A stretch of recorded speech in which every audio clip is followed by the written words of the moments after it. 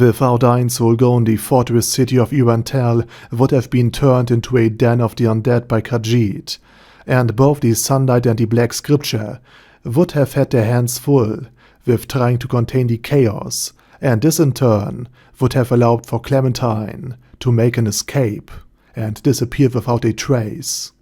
Sun Jin-woo's greatest strength is still not just his own impressive arsenal of skills and shadows, but rather the fact that he, seemingly alone in his world, has no limit to how strong he can become, because only he can level up, as far as we know. Although Sun Jin-woo is now half assassin, half Ainz Ooal Gown, he was originally just a fighter type, a combatant with enhanced damage output and superior physical strength,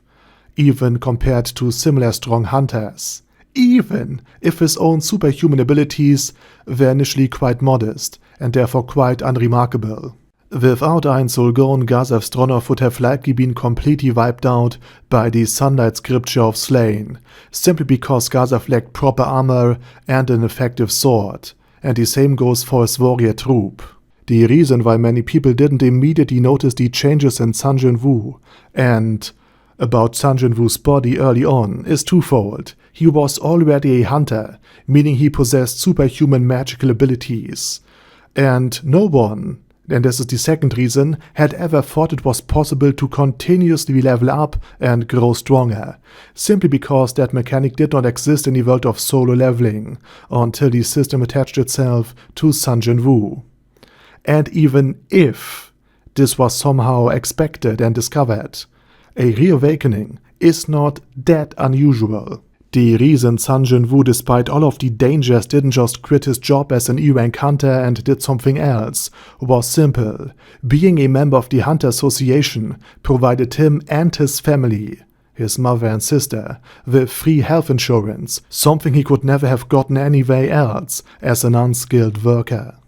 Without Demiurge's invasion, a civil war would likely have broken out in Ria's ties, because King Ramposa, without his heroic stand during the invasion, wouldn't have had the necessary prestige and influence to still contain enough nobles,